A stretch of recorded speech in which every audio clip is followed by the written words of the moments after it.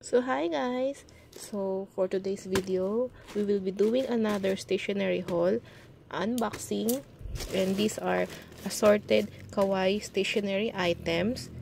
I bought this from Yuko House, one of the original store na suki ko na binibila ko talaga ng mga hard to find stationery items. So let's open it na. Syempre hindi ko na naman matandaan kung anong laman nito guys.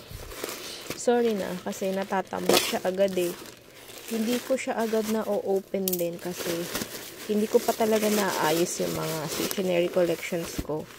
And wala pa akong mga bagong storage box. Sa storage box ko kasi sila pa nilalagay. So, ayan. Tanggalin natin muna to. At tingnan nyo naman kung gaano sila ka-super secure mag-pack. So, talagang hindi siya masisira and safe mo siya ma-receive. So, yan. After pa nung black na bubble wrap, meron pa siyang mailer. White mailer na bubble wrap. Tama ba? Tanggalin lang natin yung tape. So, ayan na siya guys.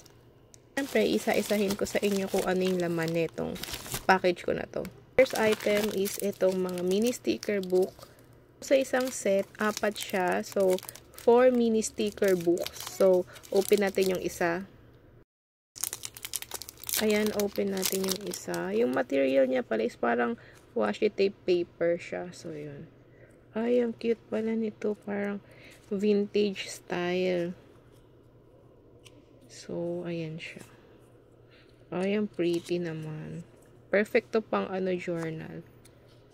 Makapal naman yung quality ng paper niya, guys. Hindi siya manipis. So, super nice. So, ayan siya. Next item natin is ito. Washi tape style siya, pero stickers.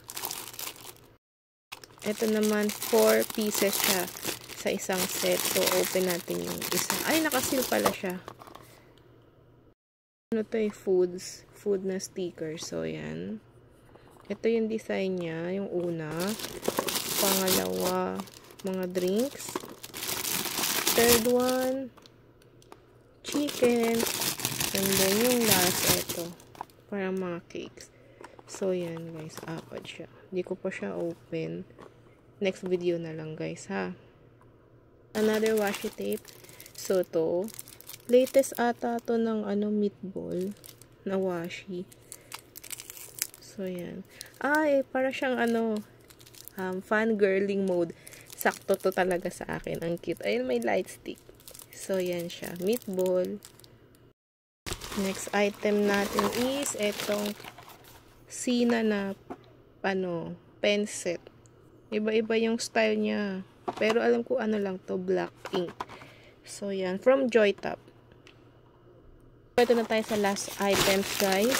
Ito naman po is sticker release book.